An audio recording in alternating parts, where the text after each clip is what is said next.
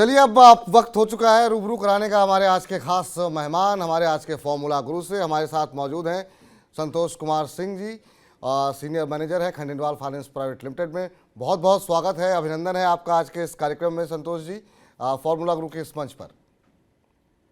Thank you, Vipul ji, for having me on your show. It's my privilege to be here.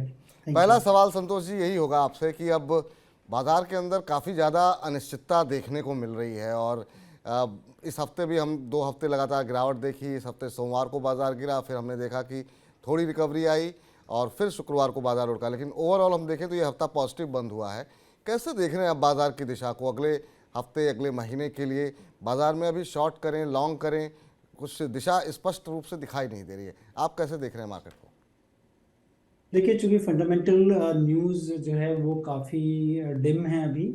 Inflation की चिंताएं बहुत ज़्यादा हैं, interest rate बढ़ने के बहुत ज़्यादा आसार हैं। इन सारी चीज़ों के मद्देनज़र अब जो है हमारे सामने क्वार्टरली रिजल्ट्स आएंगे, तो ये जो वोलेटिलिटी है, अर्निंग्स वोलेटिलिटी होगी और इंटरेस्ट रेट की वोलेटिलिटी है।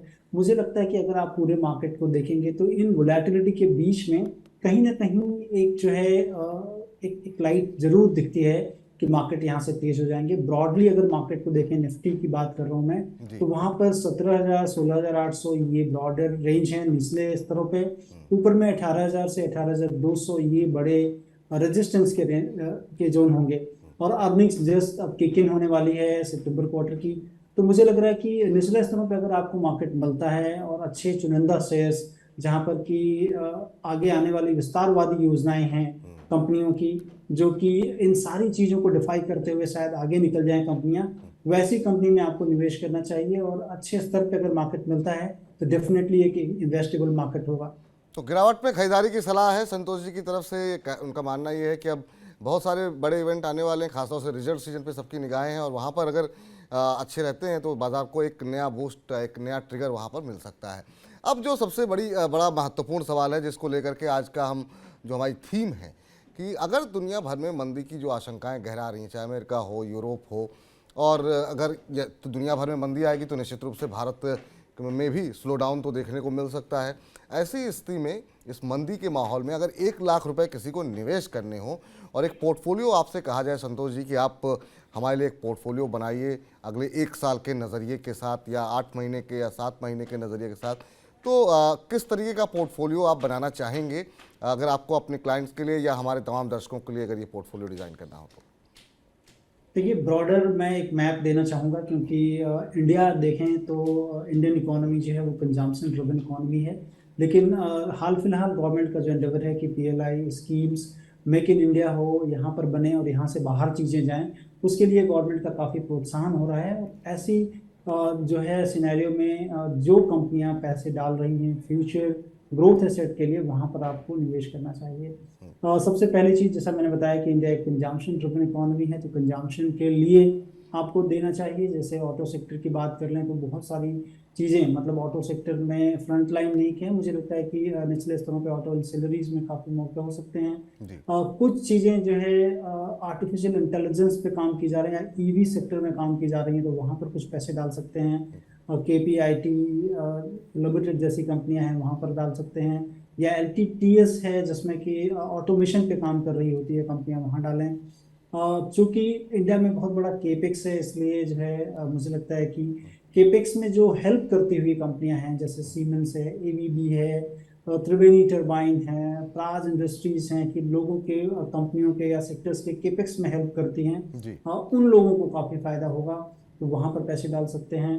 कुछ ज्वेलरी सेगमेंट में टाइटन जैसी कंपनियां हैं, जो कि फेस्टिवल सीजन है सामने, तो मुझे लग रहा है कि मौजूदा स्तर पे थोड़ा अवॉइड करें, 5 to 10% ही केवल लें। लेकिन अगर गिरता है यहाँ से, सब्सटैंशियल करेक्शन होता है, तो इस कंपनी में, क्योंकि इस कंपनी की जो विस्तार की योजनाएं हैं वो बहुत ही अच्छी हैं, और ज्वेलरी सेगमेंट में ट्रस्ट एक बहुत बड़ी चीज होती है। और हमने मेहुल चोकसी के जो जो जो हुआ, उसके बाद हमने देखा कि ट्रस्ट एक ही कंपनी के ऊपर ज्यादा बिल्टअप हुआ है, वो टाटा की कंपनी टाइटन है।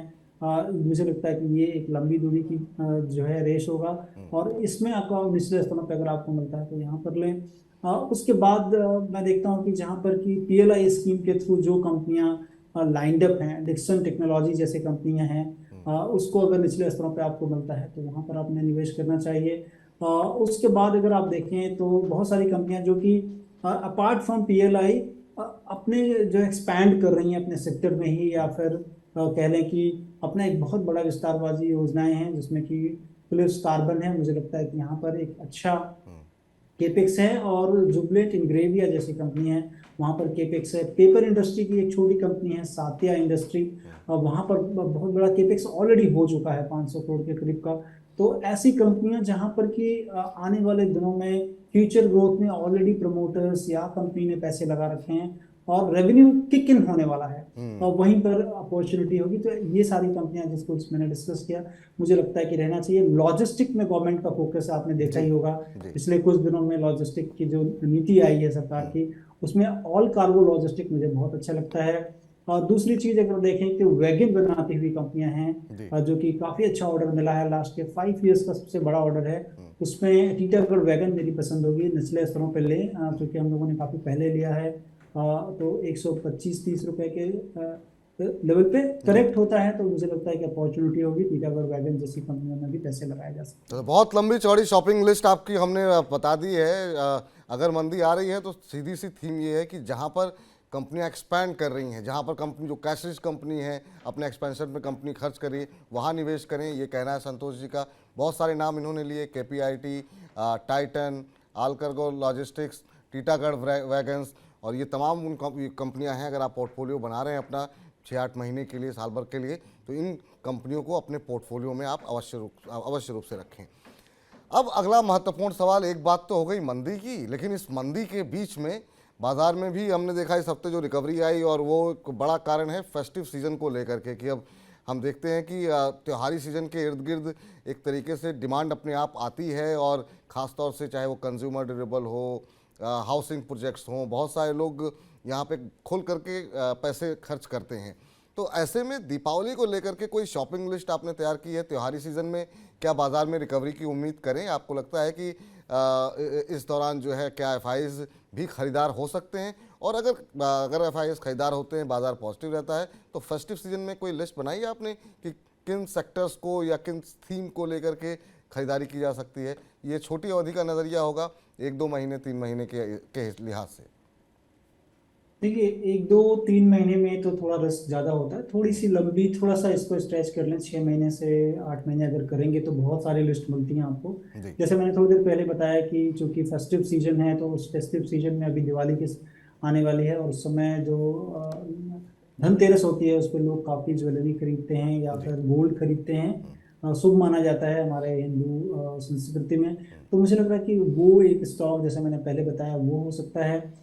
एपरल्स की कंपनियां हो सकती हैं, क्योंकि फेस्टिव सीजन में लोग काफ़ी कपड़े खरीदते हैं, तो उसमें एपरल में मुझे लगता है कि गोकुलदास एक्सपोर्ट जैसी कंपनियां हैं, लेकिन एक्सपोर्ट ड्रिवन ज़्यादा है इसमें।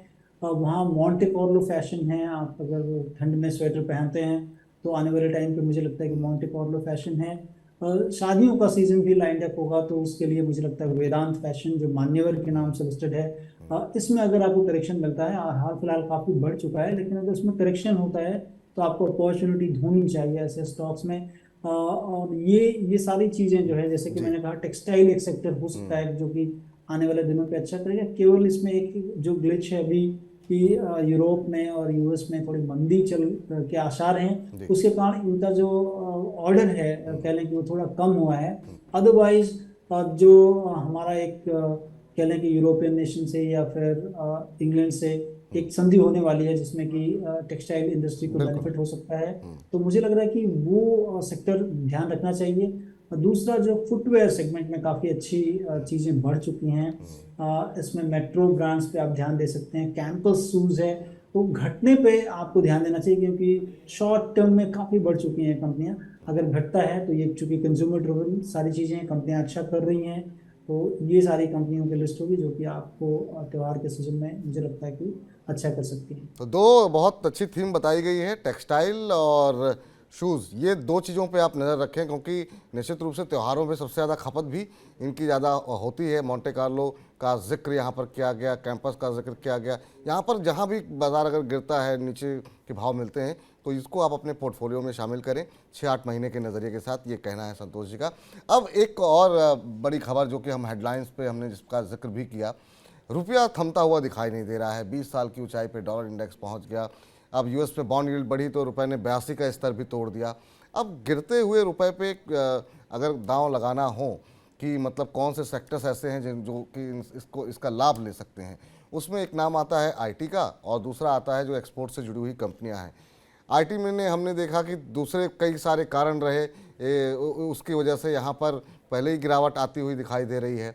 आप कुछ कंपनियां हैं ऐसी जो आपको लगता है कि नहीं, इन कंपनियों में खरीदारी की जा सकती है गिरते हुए रुपए को देखते हुए? देखिए, गिरते हुए रुपए को देखते हुए अगर आप देखेंगे तो 2-3 सेक्टर हैं जहां पर कि पैसे लगाए जा सकते हैं। लेकिन जैसे कि हम आईटी की बात कर रहे हैं, एक जैसा आप बता रहे थे कि आईटी एक सेक्टर है। टेक्सटाइल चूंकि हमारा बहुत सारा एक्सपोर्ट यहाँ से होता है, तो यूरोप में कह लें, यूएसए कह लें, और उसके बाद ऑटो इंसिलरीज हैं जिसमें कि बहुत सारे एक्सपोर्ट ड्रिवन इनके इनकम है। तो इस तरह से मुझे लगता है। लेकिन चूंकि मंदी की ऐसा आशंकाएं हैं, रुपया तो बढ़ गया है, उनको एक्सपोर्ट से इनकम होगी, लेकिन ऑर्डर कम हो रहे हैं, तो एक न्यूट्रलाइजिंग फैक्टर रुपए के का गिरना और उसका एक न्यूट्रलाइजिंग फैक्टर कि वहां पर मंदी चलेगी तो हमारा माल ज्यादा नहीं बिकेगा। तो ये मुझे लगता है कि थोड़ी सी डायकॉटमी है, दो विपरीत जो है फोर्सेस हैं जो कि काम कर रही हैं। अदरवाइज अगर आप आईटी की बात करें, काफी घट चुका है आईटी आईटी के शेयर, और इसमें मुझे लगता है कि आपको केपीआईटी ही एक स्टॉक मुझे लगता है, और दूसरा एलटीटीएस है जो स्टॉक है कि आपको निचले स्तरों पे लेना चाहिए। इसमें केवल और केवल एक ही कारण है विपुल जी की अपने स्पेस में मंदी हो या ना हो, इनकी डिमांड या इनका रेलेवेंस, जैसे हम केपीआईटी की बात कर रहे हैं, ईवी सेगमेंट को में जो ऑटोमेशन हो रहा है, आज जो व्हीकल हम चला रहे हैं वो पहले मशीन ड्रिवन व्हीकल हुआ करती थी, अब सॉफ्टवेयर ड्रिवन व्हीकल्स आती हैं। अब हर चीज आपको एक जो है कहने की सारी चीजें सॉफ्टवेयर है, हर मशीन के पार्ट्स एक दूसरे से बात करते हैं, और आप मशीन ही या कुछ सॉफ्टवेयर लगाते हैं, आपको पता चल जाता है कि गाड़ी में क्या गड़बड़ हुआ है, और उस पर काम कर रही है केपीआईटी। एलटीटीएस है जिसमें कि ऑटोमेशन पे काम कर रही है। तो मतलब जो मशीन था वहां से स्विच होकर ऑटोमेशन जा रहा है, मंदी हो या ना हो, ये कंपनियां मुझे लगता है कि अपना एक्सपैंड करेंगी। उसमें टाटा एलेक्सी भी एक कंपनी है, लेकिन टाटा एलेक्सी के वैल्यूएशंस काफी बढ़े हुए हैं। घटने में ये कंपनी भी आपको ध्यान रखनी चाहिए कि ये इसमें एक्सपोर्ट के का काफी रेवेन्यू है, और उसके साथ ये कंपनियां काफी एक्सपैंड कर रही हैं, इनका रेलेवेंस बढ़ गया है इन दिनों। तो ये 3-4 कंपनियां मुझे ध्यान आता है कि होना चाहिए। दूसरी चीज पे नजर रखें, मैं केवल कह रहा हूं अभी नहीं, जैसा मैंने बताया कि टेक्सटाइल है, टेक्सटाइल को भी रुपए के गिरने से काफी लाभ होगा क्योंकि एक्सपोर्ट इनकम इनकी बहुत ज्यादा है। लेकिन मंदी जैसे ही आपको ये लगे कि बाहर में मंदी कम होता है, तो इन कंपनियों का रेलेवेंस बढ़ जाएगा। तो उसमें कह लें कि गोकुल दास एक्सपोर्ट और ट्राइडेंट जैसी कंपनियां हैं, वेल स्पन एंटरप्राइज बोल के कंपनी है, वो ये 3-4 कंपनियां हैं जहां पर कि मेरी नजर है। लेकिन केवल और केवल मैं ये ध्यान दूंगा कि बाहर में किस तरह का डेटा, जीडीपी का ग्रोथ किस तरह का आ रहा है, उसके बाद ही मैं। तो काफ़ी अच्छी लंबी चौड़ी जो है फहरिस्त हमने आपके लिए तैयार कर ली है इस दिवाली पे, कौन कौन से शेयर आपको खरीदने चाहिए। अभी तमाम अनिश्चितता के माहौल में भी ये कंपनियां आपको अच्छे रिटर्न दे सकती हैं। इस सेगमेंट में काफ़ी लोग, हमारे दर्शक इंतजार करते रहते हैं कि बड़ी संख्या में वो हमसे सवाल पूछते हैं और उन सवालों के जवाब हम अपने एक्सपर्ट से लेते हैं। आपका भी शेयर बाजार से जुड़ा हुआ, आपके निवेश से जुड़ा हुआ कोई भी सवाल हो तो आपको लिखना सिर्फ इतना है, FG यानी फॉर्मूला गुरु, अपना सवाल, नाम और शहर का नाम लिख करके आप हमें भेज दें। सवाल थोड़ा विस्तार से लिखें ताकि उसका विस्तृत जवाब जो है हम अपने एक्सपर्ट से ले सकें। 9311121874 ये हमारा नंबर है जिस पर आपको हमें व्हाट्सएप करना है। इसके अलावा आप ईमेल के माध्यम से भी हमसे जुड़ सकते हैं और अपना प्रश्न पूछ सकते हैं। mahinainquiry@tv9.com पे आप अपना प्रश्न पूछ सकते हैं। अगर आप मेल कर रहे हैं तो ये ध्यान रखें कि अपना फ़ोन नंबर ज़रूर दे दें, क्योंकि कई बार आप छोटी छोटी डिटेल मिस हो जाती है, तो हम आपसे संपर्क करके आपसे वो डिटेल लेंगे। चलिए अब सवाल जवाब का सिलसिला शुरू करते हैं और हमारे साथ आज की पहली मेहमान, हमारे पहले दर्शक जुड़ चुके हैं। कंचन सिंह चौहान जी हमारे साथ जुड़ी हैं, लखनऊ से हैं। कंचन जी नमस्कार। नमस्कार विपुल जी। नमस्कार कंचन जी, कैसी हैं आप? मैं बिल्कुल ठीक हूँ। मेरा एक प्रश्न था कि मैंने 64 के रेट पर 100 जोमेटो के शेयर खरीद रखे हैं। अच्छा। और मैं ये पूछना चाहती थी कि इसको क्या मैं 1 साल तक होल्ड पर रख सकती हूँ? जी, तो आपका नजरिया क्या है? वैसे 1 साल का ही नजरिया है आपका, और आपने भाव अपना 64 है के भाव 64 पे लिए कि 62 पे लिए आपने? हाँ 62 सॉरी 62 पे लिया जी, था, जी, सॉरी जी। सॉरी सर, जी, हाँ आपने क्योंकि आपने 64 तो अभी कल परसों ही हुआ था। जी हाँ हाँ जी, सर, आपका ठीक है आपका आपका जो सर। सवाल आपने हमें भेजा था वो 62 रुपए का था। अब जी हाँ एक सर, साल जी का हाँ आपका सर। नज़रिया है और आप जी 1 साल तक इसे रखना चाहती हैं। हम अपने एक्सपर्ट से पूछते हैं कंचन जी कि वो क्या आपको सजेस्ट करते हैं। संतोष जी हमारे साथ बने हुए हैं, आज के खास मेहमान हमारे। जोमेटो के शेयर इन्होंने लिए हुए हैं, 1 साल का नज़रिया है और अभी जो एक हम देख रहे हैं कि फेस्टिव सीज़न चल रहा है और डिमांड अपने आप काफ़ी ज़्यादा बढ़ जाती है। दीपावली के इर्द गिर्द बहुत सारे लोग बाहर से ऑर्डर करते हैं खाना घर पे खाने के लिए। अभी क्या देख रहे हैं चार्ट्स पर और फंडामेंटली आप कैसे देख रहे हैं जोमेटो को?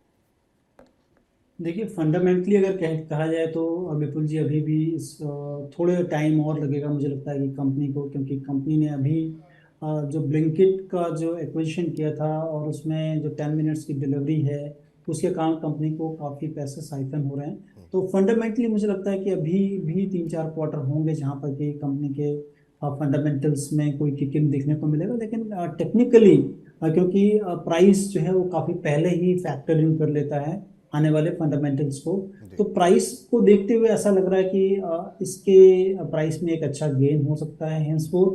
तो सबसे पहली चीज ये करें, चूंकि 62 रुपये में इनका लिया हुआ है, 65 रुपये का एक strict stop loss by closing basis लगा लें। मुझे लगता है कि अगर ये 69 रुपीज के ऊपर क्लोज होता है तो इसमें पहला जो टारगेट इनको मिलेगा 81 का, और उसके ऊपर अगर डिसाइसिवली क्लोजिंग आ जाती है तो 100 रुपये तक के टारगेट मुझे लगता है कि 3 से 6 महीने के अंदर उनको मिल सकते हैं। और साल भर भी शायद उनको वेट न करना पड़े, क्योंकि इसके चार्ट पैटर्न में जो वॉल्यूम एक्सपेंशन देखने को मिल रहा है, जिस तरह से ट्रेडिंग एक्टिविटी पैन आउट हो रही है, इसमें लग रहा है कि बहुत जल्दी ही ये सारे टारगेट अचीव हो जाएंगे। लेकिन कैविएट होगा कि 65 रुपये का आप स्टॉप लॉस जरूर लगा के रखें। चलिए, तो कंचन जी आपके लिए सलाह यही है कि अच्छा शेयर चुना है आपने, मोमेंटम भी अब बनता हुआ दिखाई दे रहा है। 69 रुपये को मजबूती से तोड़ेगा तो 81 का स्तर देखने को मिलेगा। 81 पे थोड़ी अगर रुकावट आती है और वो उसको भी अगर मजबूती से पार करता है तो 100 रुपये तक के लक्ष्य आपको देखने को मिल सकते हैं। और जैसा संतोष जी कह रहे थे कि आपको हो सकता है 1 साल तक का भी इंतजार इसके लिए ना करना पड़े। अब हमारे साथ अगले दर्शक जुड़े हैं, फाविन जी आनंद गुजरात से हैं। फाविन जी नमस्कार। नमस्कार सर। नमस्कार फाविन जी, कैसे हैं आप और कैसा लग रहा है आपको मनी 9 के कार्यक्रम? बढ़िया बढ़िया सर। आप जो कर रहे हैं उससे काफी मदद मिल रही है हमें। धन्यवाद सर। हमारा पूरा प्रयास रहता है कि आपके निवेश से जुड़ी हर सवाल का उत्तर हम तलाशने की लगातार कोशिश करते हैं, उसी पे मंथन करते हैं। आज का प्रश्न क्या है आपका? हाँ जी, मैंने सर 10 शेयर लिए हैं पिरामिड एंटरप्राइज का जी 1053 का प्राइस का। जी। तो मैं 1-2 साल रख सकता हूँ। अच्छा तो अच्छा। अभी मैं और उसमें ऐड कर सकता हूँ कि क्या करूँ मैं अभी में? चलिए पूछते हैं क्या कुछ सजेस्ट कर रहे हैं यहाँ पर। संतोष जी आपसे सलाह जानना चाहेंगे। पिरामिड एंटरप्राइजेज के शेयर इन्होंने ले रखे हैं और ये 2 साल तक इसे होल्ड कर सकते हैं। खरीद थोड़ी ऊपर की है, अभी क्या करना चाहिए? नुकसान बुक करें, होल्ड करें, क्या आपका सजेशन क्या रहेगा? देखिए पिरामिड एंटरप्राइज एक अच्छी कंपनी है और अच्छे मुनाफे हैं भी हैं कंपनी में। रिसेंटली कंपनी में एक जो है स्कीम ऑफ अरेंजमेंट हुआ था, जिसके कारण कि कंपनी डिमर्ज होगी और इसमें से पिरामिड फार्मा जो है, इनका फार्मा जो बिजनेस है उसको अलग किया जा रहा है फाइनेंस के बिजनेस से।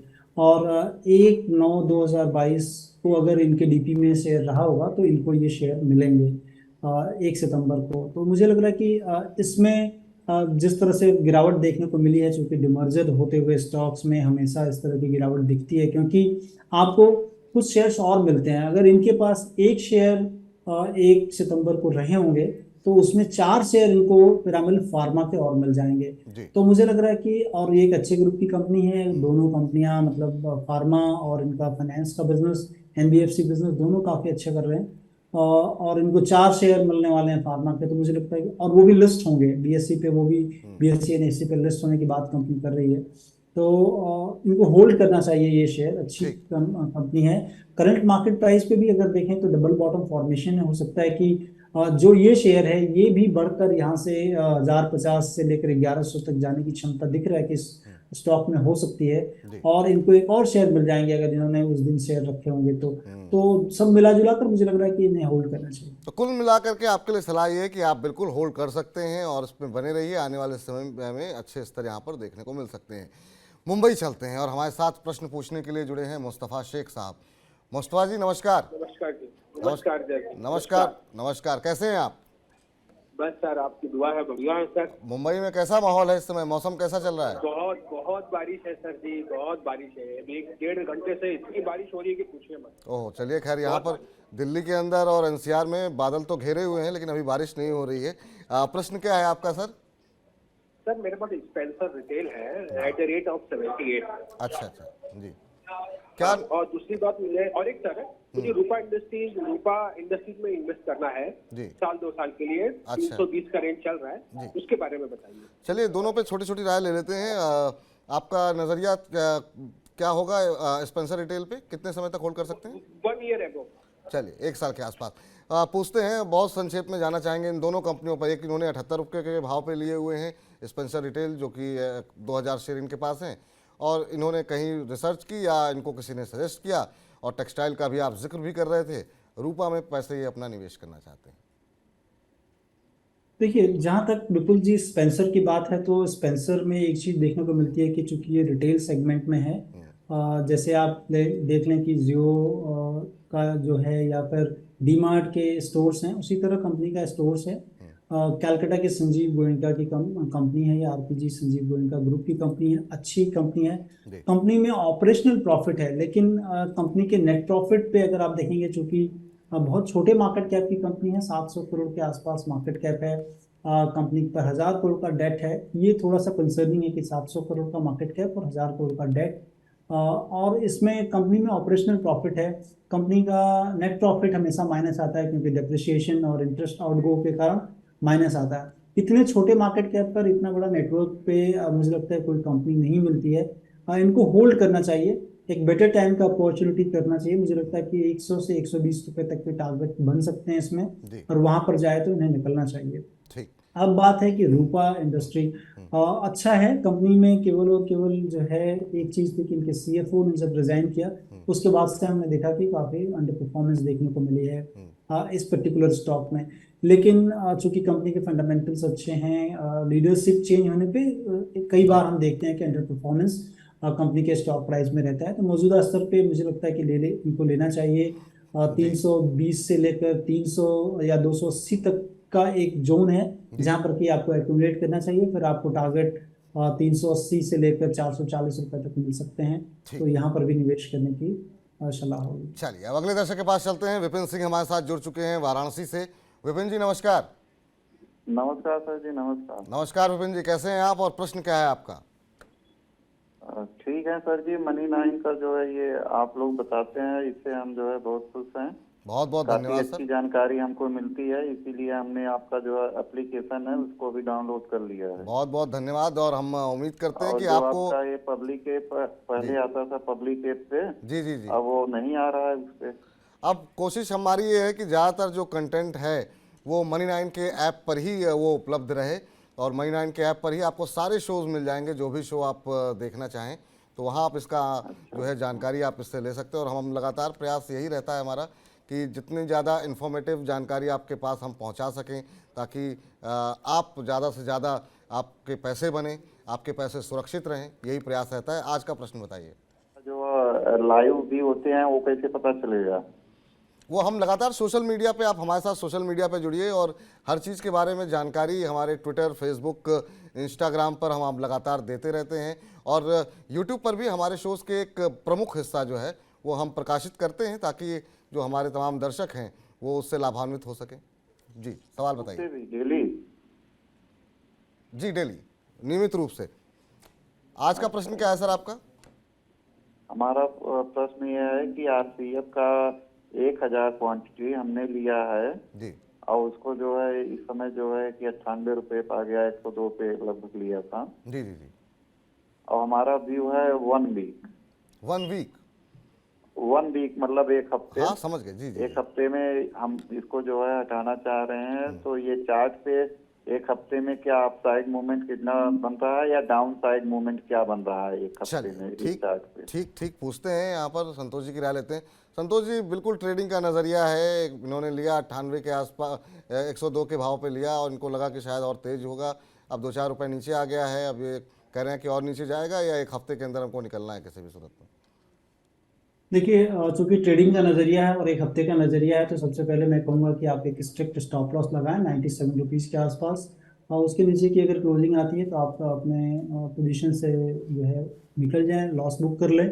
ओवरऑल जो है, ये जो सेक्टर जिस सेक्टर में है कंपनी काफ़ी रेगुलेटेड है, चूंकि किसानों से जुड़ा हुआ मामला है, और जितने भी फर्टिलाइजर्स कंपनी बनाती है, गवर्नमेंट जो है इसमें सब्सिडी देती है, इनका वर्किंग कैपिटल साइकिल काफ़ी बड़ा होता है।